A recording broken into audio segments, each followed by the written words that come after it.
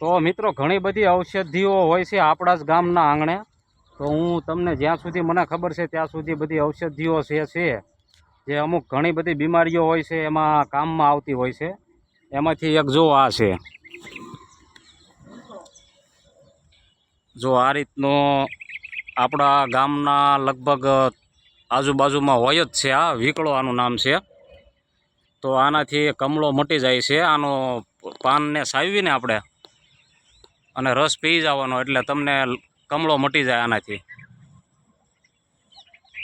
તો આવા બધા દેશી ઉપચારો પહેલાં હતા અને સરસ રીતે મટી પણ જાતું.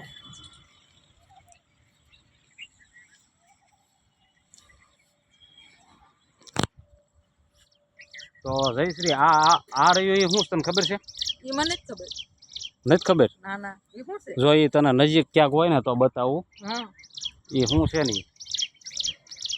આ વીકળો મેં ખાધેલો છે. વીકળો તે ખાધેલો છે ને, એ કમળા માટે સ્પેશિયલ છે. કમળો ગમે એવો હોય ને તમારે મટી જાય, એનો રસ આવી જાવ ને તમે.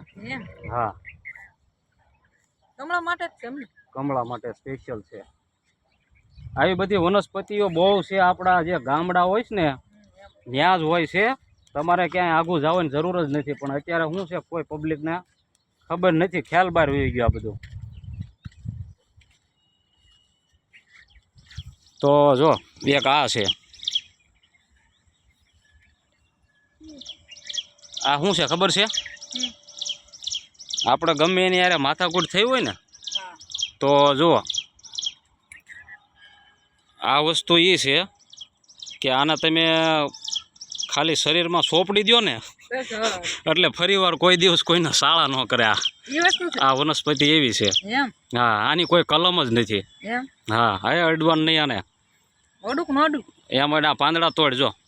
હા, પાંદડા તોડીને મને બતાય અંદર જે વસ્તુ છે ને એમાં લાળવું છે.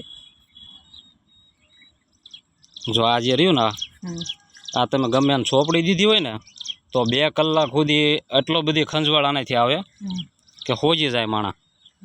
હા આમ છે નાથે સોપડો. ના ના મારે નથી સોપડી. તો આવી બધી વનસ્પતિ છે આપણે આ બાજુ. અને જો આ સરસ મજાનો વ્યૂ આવે છે અહીંથી. ચકલા મસ્ત બોલે છો. શું કહેવાય? પક્ષી. પછી આ વેલો કયો છે આવડો? ઓલા શું કહેવાય આને? આના ઢોકળા બને. આના?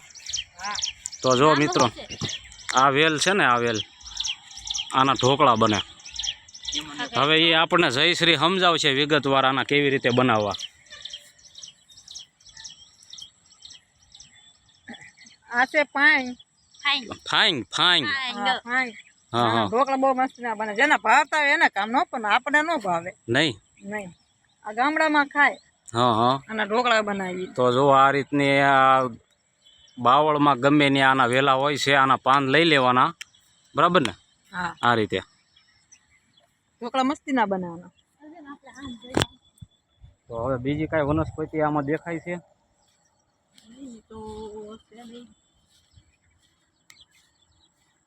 બાવળિયા છે, કાપી લઈ જાવ હોય. એ એક વનસ્પતિ છે. બકરીયું પવડા ખાય એની માલપા. એ તને ન ખબર હોય કહી દઉં. એ એક વનસ્પતિ જ છે. પછી હજે આમાં છે ને એક હજે આપણે ગુમડા થયા હોય ને નાના છોકરાઓને, તો એમના માટે પણ અહીંયા એક ઝાડ આવે છે. એ હું જો મળી જાય ને એટલામાં તો બતાવી દઉં. એ ઝાડ છે ને, જો આ ટાઈપનું આવે છે. આ રહ્યું ને, આ ટાઈપનું જ આવે છે. આ નથી, પણ આ રીતનું છે. આના પાન તોડીને તમારે આને આ રીતે આમ કરી નાખો ને તમે, પછી લગાડી દેવાનું એટલે ગુમડા મટી જાય એનાથી. એટલામાં છે નહીં, નકર હું તમને બતાવે હમણાં.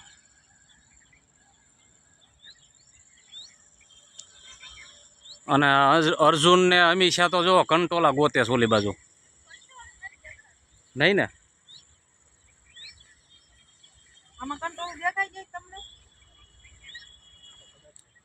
પછી હજી આમાં એક ખોડિયાનો વેલો હોય છે. એ એક વનસ્પતિ છે. એ છે એટલામાં ક્યાંય?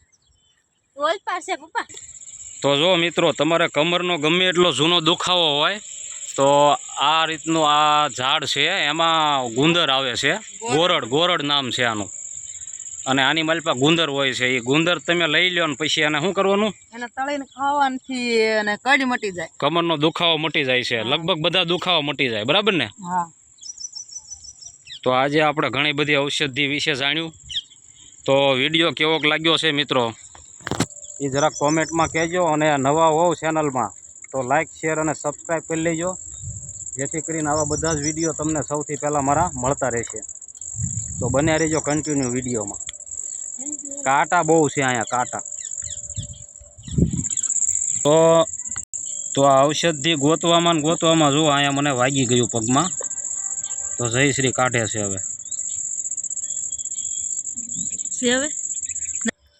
તો જો મિત્રો આ વેલો છે, આમાં કંટોલા છે, હજી તો નાના નાના છે. જો આ રીતના છે. અને આનું શાક બહુ સરસ મજાનું થાય. ગરમ મસાલો નાખો ને તમે એટલે શાક બને 2 ઘડી તમે આંગળા છાંટી જાઓ એવું. તો કંટોલાનો વેલો કાંક આ રીતનો હોય છે, બાવળમાં ઉગતો હોય છે, જે તમે અત્યારે જોઈ રહ્યા છો. જો આ રીતનો નાના છે ને કંટોલા લઈ લેતા આપણે. તો આને કહેવાય કંટોલા. હા, અને કંટોલા દેશીમાં કંટોલા કર કંકોડું કહેવાય. એવું બરો. તો મળશું એક ફરી નવા વિડીયોમાં. ત્યાં સુધી આવજો અને કોમેન્ટમાં લખી નાખજો તમે કયા ગામથી છો અને ક્યાંથી જોવો છો મારા વિડીયા, જેથી કરીને મને ખબર પડે કે મારા વિડીયા ક્યાં ક્યાં જોવાય છે. બરાબર? તો મળશું એક નવા વ્લોગમાં. ત્યાં સુધી બાપા સીતારામ. આવજો. તમારું ધ્યાન રાખજો. સ્વસ્થ રહેજો. મજામાં રહેજો.